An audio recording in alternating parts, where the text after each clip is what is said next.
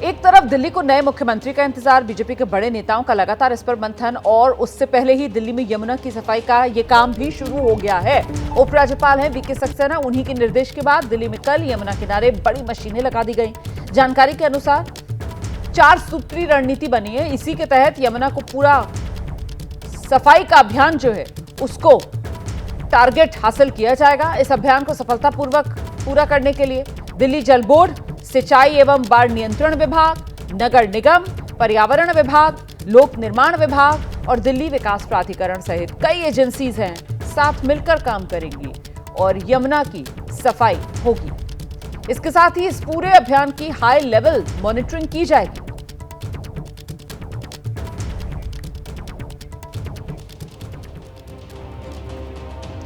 यमुना की सफाई को लेकर बीजेपी पूरी तरीके से अब एक्टिव हो गई है। मोती नगर विधानसभा से सीवर सफाई महाअभियान की शुरुआत की गई है। सुदर्शन पार्क में सांसद बांसुरी स्वराज, विधायक हरीश खुराना के नेतृत्व में सीवर सफाई महाअभियान की शुरुआत हुई।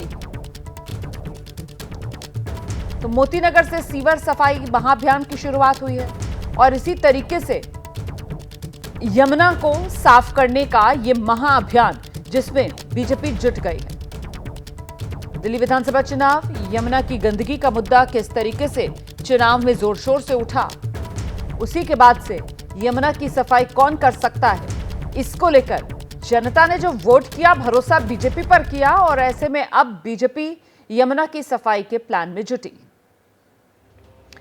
तो शपथ से पहले यमुना की सफाई और देखिए कैसे इस अभियान के तहत बीजेपी ने जो सफाई का वादा किया था, जनता को अब संदेश देने की कोशिश बीजेपी की तरफ से की जा रही है कि चुनाव में जो बड़ा मुद्दा रहा है उस वादे को बीजेपी पूरा करेगी।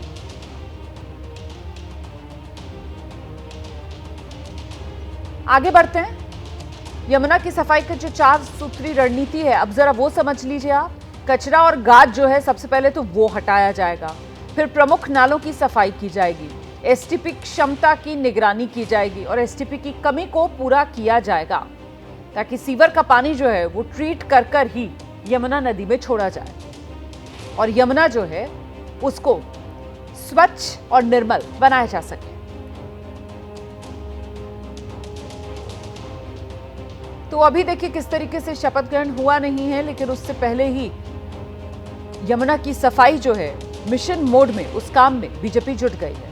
यमुना की सफाई और इसके लिए जिम्मेदारी तय की जाए। इसी के तहत ये अलग अलग जो विभाग हैं, जिसमें दिल्ली जल बोर्ड से लेकर सिंचाई एवं बाढ़ नियंत्रण विभाग, दिल्ली नगर निगम, पर्यावरण विभाग, लोक निर्माण विभाग, दिल्ली विकास प्राधिकरण, इन सबको शामिल किया गया है। इन सब की अलग अलग भूमिका रहने वाली है और सबकी जिम्मेदारी तय की जाएगी। साथ ही इन सब पर निगरानी के लिए एक हाई लेवल कमेटी भी। तो ये पूरा मुद्दा ऐसा है जिस पर बीजेपी और कांग्रेस के जो बयान सामने आ रहे हैं वो भी सुनना जरूरी है। एलजी साहब के माध्यम से एक हाई लेवल कमेटी द्वारा यमुना की सफाई शुरू हो गई है। वीड हार्वेस्टर और थ्रैश स्किनर द्वारा यमुना की सफाई में आज जो अभियान चालू हुआ है, ये 4 लेयर में इस प्रोग्राम को एलजी साहब ने स्टार्ट किया है। आप उनके ट्विटर पर देख सकते हैं। सर्वप्रथम उन्होंने यमुना में से गाद निकालने का, गर्द निकालने का और सिल्ट निकालने का काम शुरू किया। दूसरे नंबर पे एसटीपी प्लांट्स जो हैं उनको ऑर्गेनाइज करने का काम चालू किया और जो शॉर्टफॉल है सीवरेज को ट्रीटमेंट करने का, उसको उन्होंने स्टार्ट किया। यमुना नजफगढ़ ड्रेन और यमुना में गिरने वाले अन्य सप्लीमेंट्री जो ड्रेन्स हैं उनकी सफाई का काम शुरू किया है। मुझे ताज्जुब है, लेफ्टी गवर्नर साहब तो पहले भी थे, क्यों नहीं सफाई कराई? उनको पहले से क्या वो चाहते थे कि पिछली सरकार बदनाम होती रहे? अभी सरकार तो बनी नहीं है, अभी मुख्यमंत्री भी नहीं बना है और लेफ्टिनेंट गवर्नर ने यमुना की सफाई का इंतज़ाम शुरू कर दिया है, सफाई शुरू कर दी है। तो लेफ्टिनेंट गवर्नर को ये तो बहुत पहले कर लेना चाहिए था। इस पर भी राजनीति होगी क्या? दिल्ली के लोगों का कोई ख्याल नहीं है लेफ्टिनेंट गवर्नर और बीजेपी को कि अगर दूसरे की सरकार है तो सफाई नहीं होगी और अपने लोग जीत के आ गए तो अब आप सफाई शुरू कराएंगे? बहुत दुर्भाग्यपूर्ण है।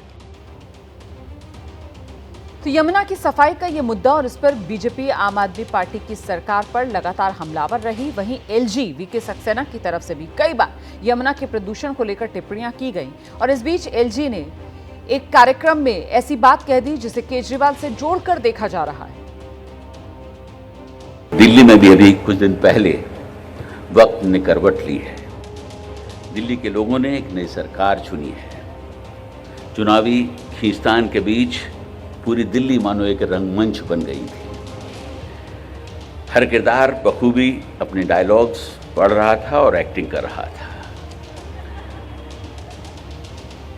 कोई अपने किए पर पर्दा डाल रहा था तो कोई जन आकांक्षाओं की बात कर रहा था।